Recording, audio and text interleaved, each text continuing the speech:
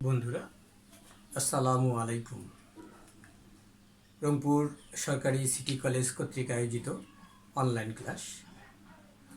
Online ক্লাসের আমি হাসান মাহমুদ তোমাদের আজকের যে বিষয় নিয়ে আলোচনা করব সে বিষয়টা হচ্ছে উৎপাদন ব্যবস্থাপনা বিপণন প্রথম পত্র উৎপাদন ব্যবস্থাপনা অনলাইন ক্লাস 1। যে বিষয়টি আলোচনা করা হবে তা হচ্ছে সামষ্টিক পর্যায়ের উৎপাদন, যা ইংরেজিতে বলা হয় প্রোডাকশন ইন ম্যাক্রো লেভেল। এ বিষয়ে প্রাথমিক যে আলোচনা আমি তোমাদের সামনে উপস্থাপন করছি। একটি দেশের অর্থনীতির গতি প্রকৃতি, প্রবৃদ্ধির হার, দেশের উন্নয়ন এবং জনগণের কল্যাণ ও সমৃদ্ধি সম্পর্কে ধারণা লাভের জন্য সামষ্টিক পর্যায়ের উৎপাদনের বিভিন্ন দিক পর্যালোচনা বিশ্লেষণের প্রয়োজন হয়। একটি দেশ বলতে যে কোনো দেশের কথা বলা হচ্ছে। যে কোনো দেশের অর্থনৈতিক উন্নয়ন, জনগণের কল্যাণ, দেশের প্রবৃদ্ধি, অর্থনৈতিক প্রবৃদ্ধি সম্পর্কে এই সামষ্টিক পর্যায়ের উৎপাদনের বিভিন্ন দিক পর্যালোচনা ও বিশ্লেষণ প্রয়োজন হয়। এর মাধ্যমে ব্যক্তি, পরিবার ও প্রাতিষ্ঠানিক পর্যায়ে উৎপাদনের পরিবর্তে দেশের সামগ্রিক উৎপাদন সম্পর্কে জানা সম্ভব হয়। আমরা সামষ্টিক পর্যায়ে উৎপাদনের ধারণা পর্যালোচনা ও বিশ্লেষণ করলে একটি দেশের মোট জাতীয় উৎপাদন,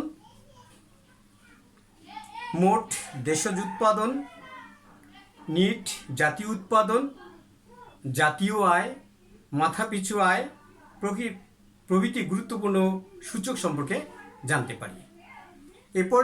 এই ক্ষেত্রে আমরা দেশের অর্থনৈতিক কর্মকাণ্ডে বিভিন্ন দিকগুলো ক্ষুদ্রভাবে বা খণ্ডিতভাবে আলোচনা না করে সামগ্রিকভাবে আলোচনা করে থাকি।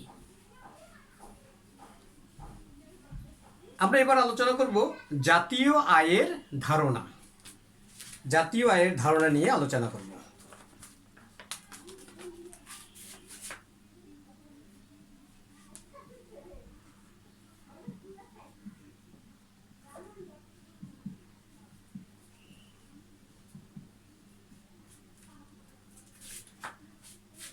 কনসেপ্ট অফ ন্যাশনাল ইনকাম, জাতীয় আয় কাকে বলে? ইতিমধ্যে কিন্তু তোমাদের সাথে আলোচনা করা হয়েছে এই বিষয়গুলো। আজকে এটাই পূর্ব পাঠের পুনরায় আমরা এই বিষয়টা নিয়ে আলোচনা করছি। জাতীয় আয় হলো মোট জাতীয় উৎপাদনের প্রকাশ মাত্র। কোনো একটি নির্দিষ্ট সময়ে, সাধারণত 1 বছরে, একটি দেশের জনগণ তাদের প্রাকৃতিক সম্পদ, শ্রম ও মূলধনের সাহায্যে যে পরিমাণ দ্রব্য সামগ্রী ও সেবাকর্ম সৃষ্টি করে তার আর্থিক মূল্যকেই জাতীয় আয় বলা হয়। তাহলে জাতীয় আয় একটি দেশের তথা একটি দেশের একটা নির্দিষ্ট সময় বলতে 1 বছরে সে দেশের প্রাকৃতিক সম্পদগুলো ব্যবহার করে, শ্রম ও মূলধন বিনিয়োগ করে যে পরিমাণের দ্রব্য সামগ্রী বা সেবাকর্ম উৎপাদন করা হয় তার আর্থিক মূল্যকেই জাতীয় আয় বলা হয়। এই জাতীয় আয় প্রসঙ্গে ফার্নান্ডো বলেন, national income is the amount of goods and service product in country over a year measure in terms of money. 1 বছরে কোনো দেশের যে পরিমাণ দ্রব্য সেবা উৎপাদন করে তার আর্থিক মূল্যকেই জাতীয় আয় বলা হয়। এই জাতীয় আয় নির্ণয়ের সূত্র, জাতীয় আয় কীভাবে পরিমাপ করা যায়, কীভাবে নির্ণয় করা যায়? জাতীয় আয় নির্ণয়ের সূত্র হচ্ছে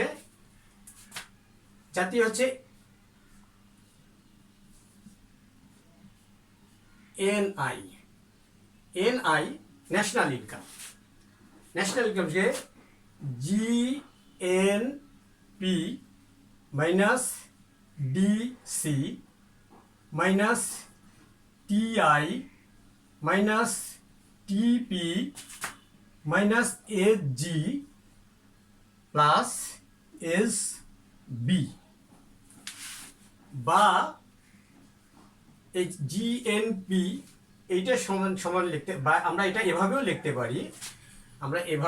পারি, এন আই সমান সমান N N P, N N P minus T I minus TP minus S G plus S B. এখন এনএনপি কোথা থেকে আসলো? এনএনপি হচ্ছে জিএনপি মাইনাস ডিসি, এই জিএনপি থেকে মানে ডিসি বার দিলে হয় এনএনপি। এইটুক সমান GNP minus DC equal NNP. তারপরে টিআই, এটা TI, N TP, TP S G, S plus S B. এখানে এই শব্দগুলোর মানে কি, এটা কি মিনিং করা হচ্ছে, কি বোঝানো হচ্ছে? এখানে আমরা এই যে ডিসি জানি, ডিসি শব্দটা অবচয়, ডিসি কি অবচয়, ডিপ্রিসিয়েশন। টিআই হচ্ছে পরোক্ষ কর, যে কর পরের ওপর অর্পণ করা হয়, এটা পরোক্ষ কর। এভাবে বলা হচ্ছে যে যার উপর কর আরোপ করা হয় সে নিজে করটা পরিশোধ না করে আর একজনের উপর যখন আরোপ করে তখন সেটাকে বলা হয় পরোক্ষ কর। টিআই হস্তান্তরযোগ্য পাওনা, টিআই হচ্ছে হস্তান্তরযোগ্য পাওনা।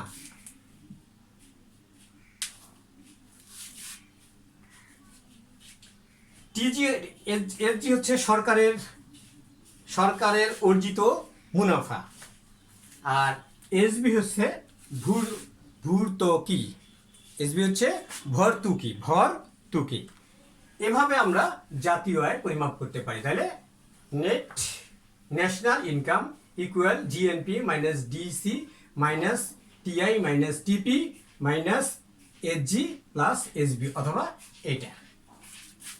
এরপরে আসি আমরা জাতীয় আয়ের কতকগুলো বিষয় নিয়ে আলোচনা করতে পারি। জাতীয় আয়ের বিভিন্ন ধারণা, জাতীয় আয়ের ধারণা আমরা এটা আনলাম।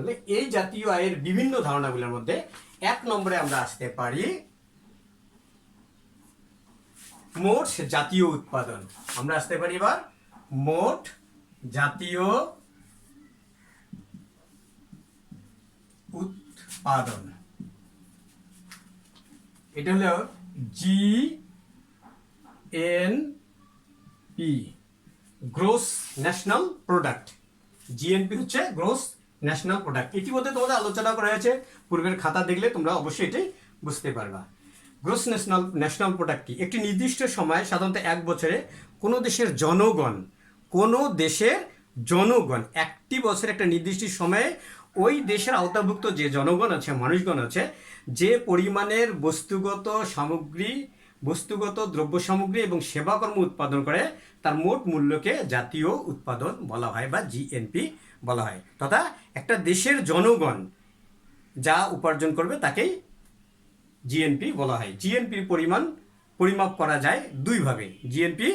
এই জিএনপিটা পরিমাপ করা যায় কয়ভাবে? 2 ভাবে। 2 ভাগের মধ্যে 1 ভাগে বলে ব্যয়ের দৃষ্টিকোণ থেকে, একটা হচ্ছে ব্যয়ের দৃষ্টিকোণ থেকে। ব্যয়ের দৃষ্টিকোণ থেকে কিভাবে পরিমাপ করা যায়? ব্যয়ের দৃষ্টিকোণ পরিমাপ করা হলে হচ্ছে জিএনপি সমান সমান সি প্লাস আই প্লাস জি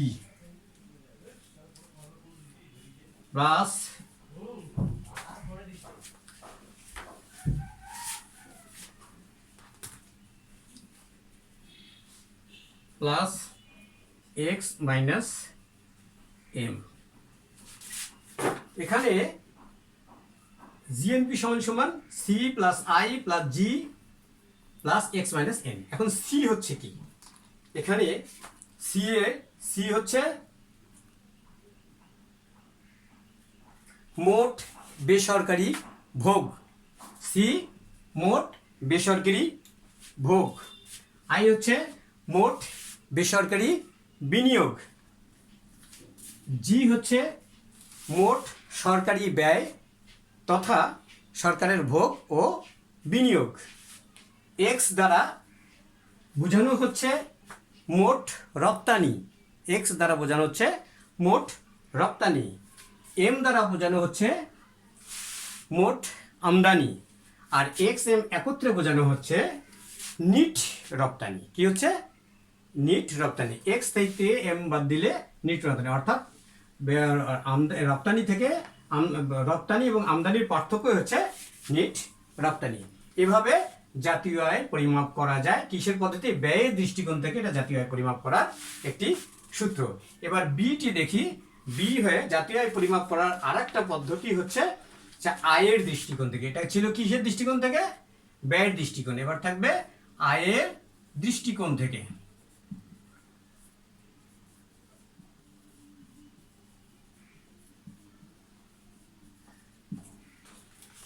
এখানে কিভাবে পরিমাপ করা যাবে? জিএনপি সমান সমান সামেশন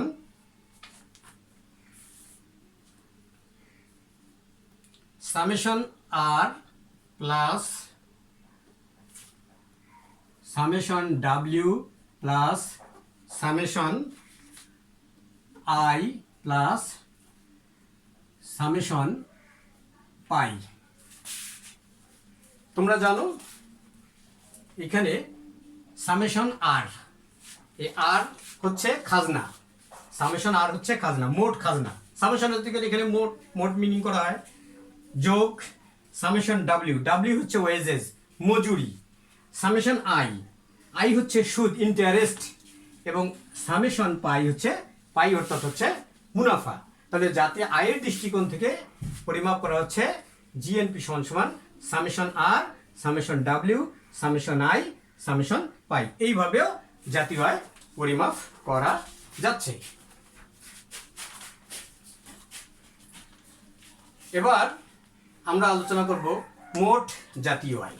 হচ্ছে জাতীয় বিভিন্ন দিকের মধ্যে আমরা আসি, বিভিন্ন বিষয়গুলো আলোচনা করব। তার মধ্যে হচ্ছে দ্বিতীয় হচ্ছে নিট জাতীয় আয়। নিট জাতীয় আয়, এটাকে সংক্ষেপে এভাবে লেখা হয় NNP, net national product. NNP হচ্ছে নেট ন্যাশনাল প্রোডাক্ট, নেট জাতীয় আয়। নেট জাতীয় আয় কাকে বলা হয়? একটি নির্দিষ্ট সময়ে, সাধারণত এক বছরে, কোনো দেশের চূড়ান্ত পর্যায়ের দ্রব্য সামগ্রী এবং সেবাকর্মের আর্থিক মূল্য থেকে যন্ত্রপাতি এবং অন্যান্য মূলধন সামগ্রীর ক্ষয়ক্ষতিজনিত ব্যয় বা অপচয় ব্যয় বাদ দিলে যা অবশিষ্ট থাকে তার সঙ্গে নিট রপ্তানি যোগ করলে যে যোগফল পাওয়া যায় তাকেই এনএনপি বলা হয়, নিট জাতীয় আয়। তাহলে কি দাঁড়ালো? একটা নির্দিষ্ট সময়ে তথা এক বছরে একটি দেশের চূড়ান্ত পর্যায়ে যে দ্রব্য সামগ্রী এবং সেবাকর্ম থেকে আর্থিক মূল্য পাওয়া যায়, সে আর্থিক মূল্যে থেকে যন্ত্রপাতির ক্ষয়ক্ষতিজনিত ব্যয় তথা অপচয় বাদ দিলে এবং নিট রপ্তানি যোগ করলে যা পাওয়া যায় সেটা হচ্ছে নিট জাতীয় উৎপাদন, অর্থাৎ নেট ন্যাশনাল প্রোডাক্ট। আর এ পরিমাপ করার সূত্রটি হচ্ছে এরকম, এর সূত্রটা হচ্ছে এরকম, N N P equal G N P minus C C A minus, বা এটাকে বলা হয় ডিসি।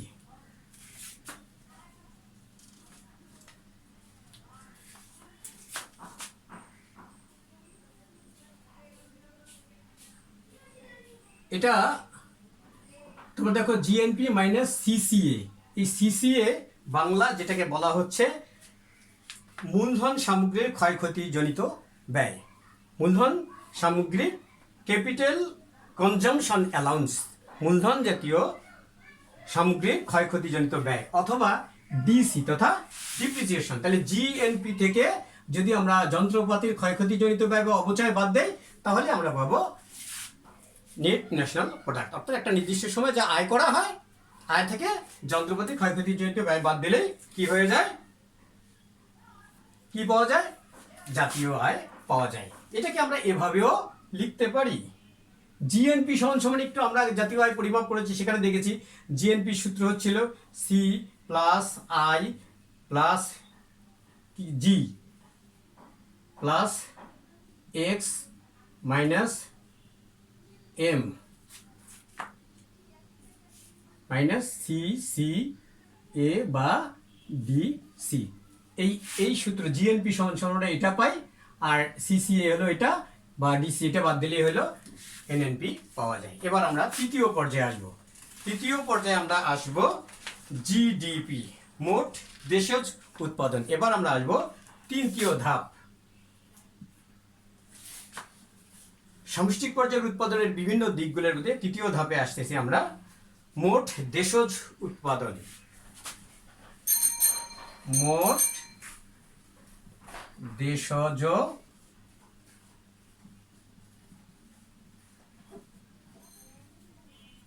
উৎপাদন, এটাকে অভ্যন্তরীণ, মোট অভ্যন্তরীণ উৎপাদনও বলা হয়।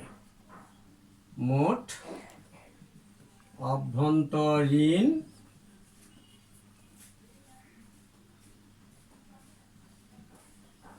উৎপাদনও বলা হয়। সংক্ষেপে এটাকে বলা হয় জিডিপি। এই নামটা তোমরা শুনেছ। বাংলাদেশের অর্থনৈতিক যে আলোচনাগুলো টিভিতে সবসময় হয়ে থাকে বা পেপার পত্রিকায় জিডিপি শব্দটা তোমরা জেনে থাকবে, জিএনপি, জিডিপি এই শব্দগুলো হয়তো শুনে থাকবে। এখন আমরা জিডিপি কাকে বলে।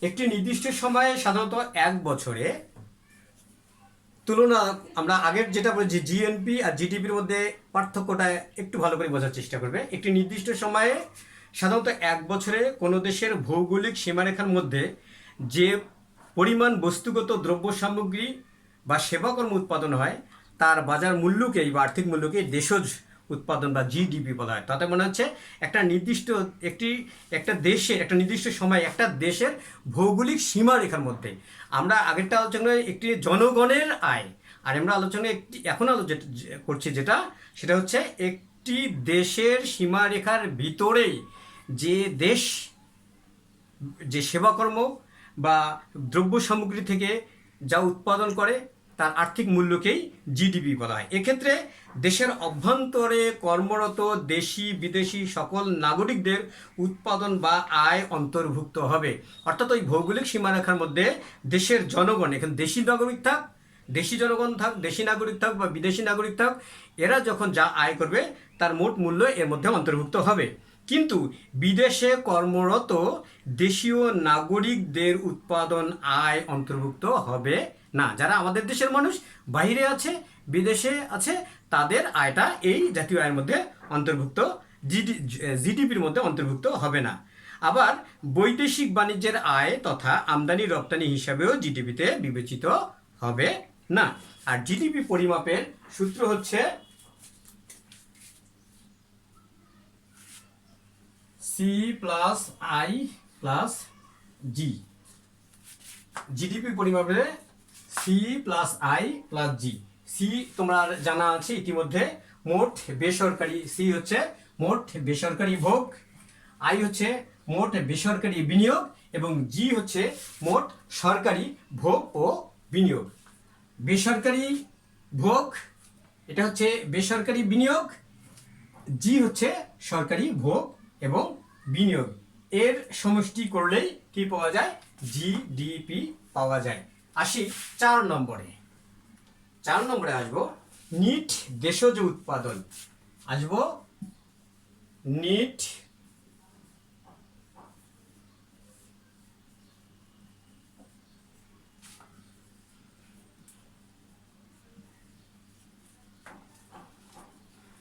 এটাকে সংক্ষেপে বলা হচ্ছে NDP. NDP net domestic product. Net domestic product কাকে বলে?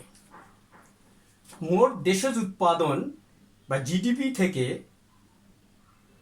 আমরা একটু আলোচনা করেছি জিডিপি। জিডিপির মান হলো এটা। মোট দেশজ উৎপাদন তথা জিডিপি থেকে যন্ত্রপাতি এবং অন্যান্য মূলধন সামগ্রীর ক্ষয়ক্ষতিজনিত ব্যয় বা অপচয় ব্যয় বাদ দিলে যা থাকে তাই হচ্ছে এনডিপি। তাহলে এনডিপি সূত্রটা দিয়ে হচ্ছে জিডিপি সমান সমান আমরা লিখতে পারি CCI C plus I plus G minus CCA ও বা ডিসি। এই হচ্ছে নিট দেশজ উৎপাদন। আসি পঞ্চমতে এবার আসবো। 5 নম্বরে আমরা যে বিষয়টি নিয়ে আলোচনা করব সেটা হচ্ছে